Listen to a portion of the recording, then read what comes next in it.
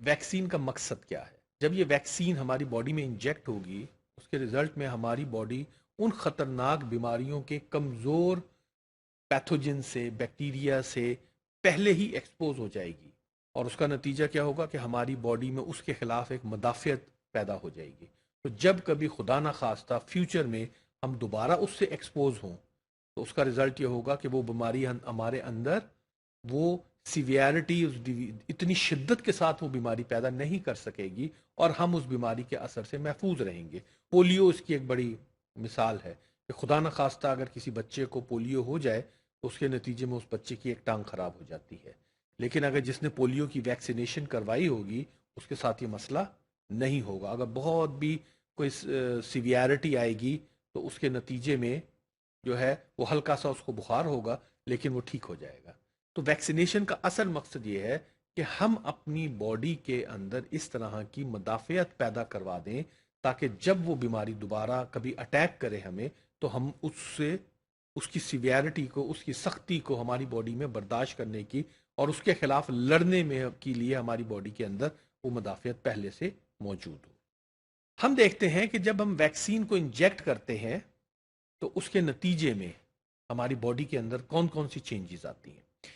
For example measles کے virus ہیں، جب ان وائرس کو جو کہ ویک ہوتے ہیں ہمارے اندر، میزلس، وہ میزلس کہتے ہیں خسرے کو، جب وہ خسرہ پیدا نہیں کر سکتے تو وہ بیکٹیریا سب سے پہلے اندر جا کے ملٹی پلائی ہوں گے، یعنی اپنے آپ کو ڈیوائڈ کریں گے، اپنی نسل کو بڑھائیں گے، لیکن چونکہ وہ ویک ہیں، چونکہ وہ بہت کمزور ہیں اور سیویئر بیماری پیدا نہیں کر سکتے، اس کے نتیجے میں ایک ہلکی سی ڈیزیز ان میں پیدا ہو جائے گی۔ اس ڈیزیز کے ہونے کے نتیجے میں وہ بچہ معمولی سا بیمار ہوگا، اس کو بخار ہو جائے گا یا اس کو ویکنس ہو جائے گی، ٹھیک ہے، لیکن اس کا نتیجہ کیا ہوگا کہ ہماری باڈی اس سے ایکسپوز ہو گئی ہے، اس بیکٹیریا سے ایکسپوز ہو گئے، اس کے ایکسپوز ہونے کے نتیجے میں اب ہماری باڈی نے ان وائرسز کو، ان بیکٹیریا کو پہچان لیا ہے، اور ایز اے ریزلٹ، کیونکہ یہ میزلس کا کیس میں آپ سے ڈسکس کر رہا ہوں، تو میزلس بیکٹیریا سے نہیں ہوتا، میزلس وائرس سے ہوتا ہے۔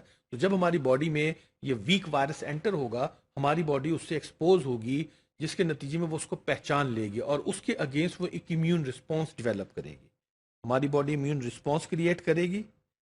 اب اس امیون رسپانس کے نتیجے میں کیا چیز بنے گی؟ ہماری باڈی بنائے گی اینٹی باڈی، ہماری باڈی اس کے نتیجے میں اینٹی باڈیز بنائیں گی۔ یہ اینٹی باڈیز کچھ خاص قسم کی پروٹینز ہوتی ہیں، یہ پروٹینز جا کے اس وائرس کو کل کر دے گی، اور ریزلٹ کیا ہوگا کہ ہماری باڈی اس سے بچ جائے گی۔ اچھا، اب صرف یہی مقصود نہیں ہے کہ اس کو مارنا، جو تو ویسے بیچارے کمزور ہیں، اس کو مارنے سے کیا ہم کو بینیفٹ ملے گا، لیکن اس کا ایک خاص عمل یہ ہوگا کہ ہماری باڈی میں میموری سیلز بن جائیں گے۔ یہ میموری سیلز کیا ہیں؟ یہ وہ سیلز ہیں جو ان وائرسز کو مارنے کے لیے مخصوص قسم کی اینٹی باڈیز بناتے ہیں۔ تو ہماری باڈی جب ان سے ٹوٹلی ایکسپوز ہو جائے گی ایک دفعہ، اور وہ ان کو پہچان لے گی، اب وہ میموری سیلز، وہ اس کی ہماری باڈی کی یوں سمجھ لیں ہارڈ ڈسک کے اندر محفوظ ہو جائے گا کہ ہماری باڈی اس وائرس سے ایکسپوز ہو چکی ہے۔ تو جب دوبارہ کبھی وہ ایکشن کرے گا یا وہ ہماری باڈی میں انٹر ہوگا یا کوئی انفیکشن کاز کرنے کی کوشش کرے گا، تو یہ میموری سیل فوراً کے فوراً اینٹی باڈیز بنائیں گے اور اس کو کل کر دیں گے۔ تو اس نتیجے سے ہماری باڈی جو ہے یہ آپ دیکھیے کہ یہ میزلز اگر دوبارہ سے اٹیک کرتا ہے، یہ تو جب دوبارہ اٹیک ہوگا تو امیڈیٹلی یہ میموری سیلز اس کے اگینسٹ اینٹی باڈیز بنائیں گے، اور وہ اینٹی باڈیز اس کو انفیکشن نہیں ہونے دیں گے۔ یہ دیکھیے اس پکچر میں یہ جو وائی شیپ کے سٹرکچرز آپ کو دکھائے جا رہے ہیں اس پکچر کے اندر، یہ وائی شیپ کے سٹرکچر اینٹی باڈی، یہ بیسیکلی وائی شیپ اس طرح ہوتی نہیں ہے، یہ تو ایک آرٹسٹک ڈرائنگ ہے، جو ایکچوئل اگر اس کی شکل دیکھی جائے 3 ڈائمینشن، تو اس کو جب تھوڑا سا آرٹسٹیکلی بنایا جاتا ہے تو وہ بالکل نیئرلی وائی شیپ سے ملتی جلتی ہوتی ہے۔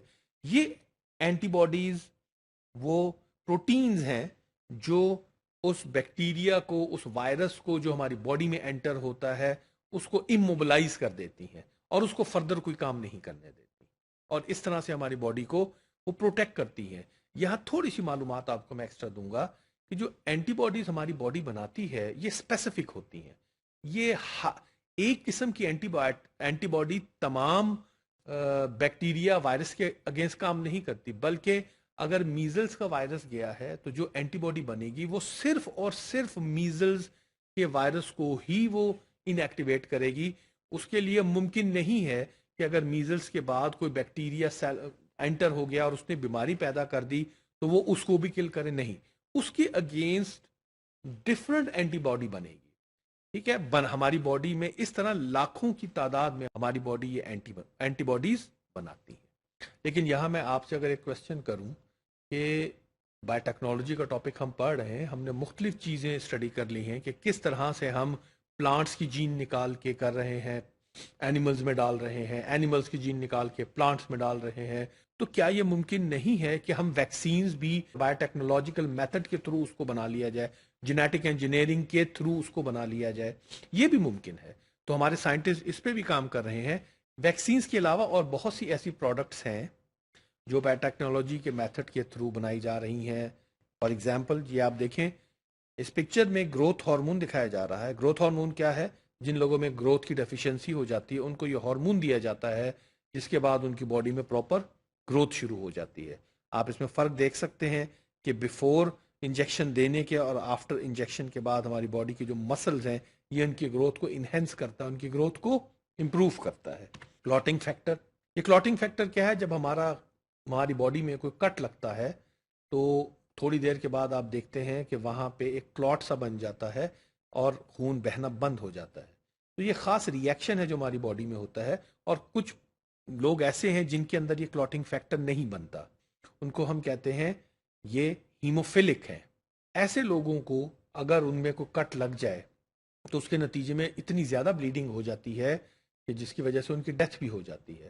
تو سائنٹسٹ اب بایو ٹیکنالوجی جینیٹک انجینئرنگ کے تھرو کلوٹنگ فیکٹر بھی بنا رہے ہیں کہ ایسے لوگوں کو جن میں کلوٹنگ فیکٹر کی ڈیفیشنسی ہو ان کو یہ انجیکشن دے دیا جاتا ہے اور وہ لوگوں کا جو بلڈ ہے وہ رک جاتا ہے.